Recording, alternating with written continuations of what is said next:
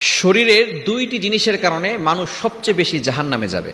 নামাজ না পড়ার কারণে মানুষ বেশি জাহান্নামে যাবে না, রোজা না রাখার কারণে মানুষ বেশি জাহান্নামে যাবে না, হজ না করার কারণে মানুষ বেশি জাহান্নামে যাবে না।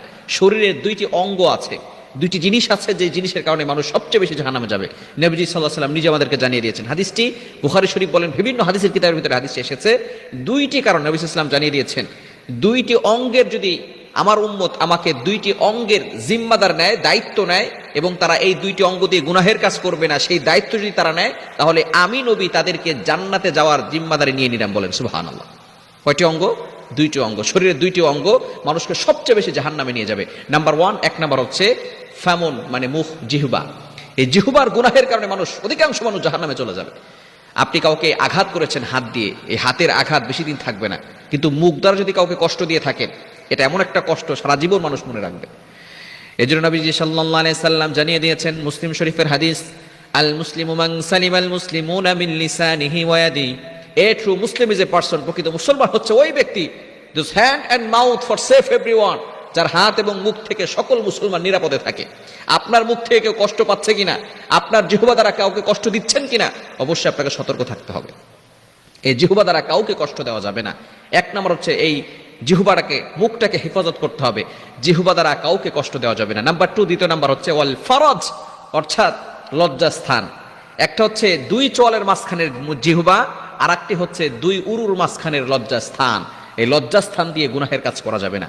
এই যে রমজান মাস, রমজান মাসে আমাদের কাজই হচ্ছে দুইটি জিনিস থেকে বিরত থাকা। এক নাম্বার, সুবে সাদিক থেকে নিয়ে সূর্যাস্ত পর্যন্ত আহার করা। আহার করি আমরা মুখ দিয়ে, ঠিক কিনা? মুখ দিয়ে আমরা আহার করি, মুখ দিয়ে আমরা পান করি।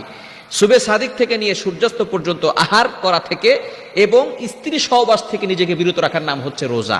এখন মূল কথা হচ্ছে, আপনি রোজা ঠিকঠাক মতো রাখতে পারছেন কি পারছেন না?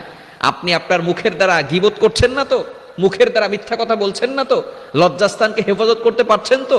তাহলে আপনার রোজা পরিপূর্ণভাবে আদায় হবে। এই জন্য নবীজি সাল্লাল্লাহু আলাইহি ওয়াসাল্লাম জানিয়ে দিয়েছেন, রোজার কারণে মানুষ বেশি জাহান্নামে যাবে না, নামাজ না পড়ার কারণে মানুষ বেশি জাহান্নামে যাবে না, তবে বেশি জাহান্নামে যাবে কোন কারণে? দুইটি অঙ্গের কারণে। এক নাম্বার হচ্ছে মুখ, অর্থাৎ জিহ্বা। এই জিহ্বার গুনাহ থেকে নিজেদেরকে হেফাজত করতে হবে। খবরদার, আপনি কাউকে অন্যায়ভাবে জোর করে, জুলুম করে মুখের দ্বারা কষ্ট দিবেন না। ভালো করে মনে রাখেন, আপনি মানুষের মন ভেঙে দেওয়াটা কত বড় কষ্টের। আমরা অনেক সময় স্ট্রেট ফর কথা বলি, সে আমার দ্বারা কষ্ট পাচ্ছে কি পাচ্ছে না সেই বিষয়ে কোনো তোয়াক্কা করি না। এই বিষয়টা আমরা অনেকেই করি, যে আমি ভাই, কে আমার কথায় রাগ হলো, কে আমার কথায় খুশি হলো, সেই বিষয়ে কোনো তোয়াক্কা করি না, আমি আমার কথা বলে দিই। কিন্তু আপনি আপনার কথা বলার কারণে অন্য মানুষ যে কষ্ট পাচ্ছে, সেই বিষয়টা আপনি একবারও খেয়াল করছেন না। হ্যাঁ, সংশোধনের বিষয় হচ্ছে আলাদা। কেউ ভুল কাজ করছে, তাকে সংশোধন করবেন, সেটাও আদবের সহিত সুন্দর করে, যাতে করে আপনার সংসদীয় বার্তা সে ভালো করে শুনে, এটা আপনাকে খেয়াল রাখতে হবে। এজন্য অবশ্যই মানুষের মন ভেঙে দেওয়া মুখের দ্বারা এটা অত্যন্ত গুনাহের কাজ। এজন্য খবরদার, এটা কখনো করবেন না। কাবা শরীফ ভেঙে দেওয়া, এটা কি কম গুনাহের কাজ না বেশি গুনাহের কাজ?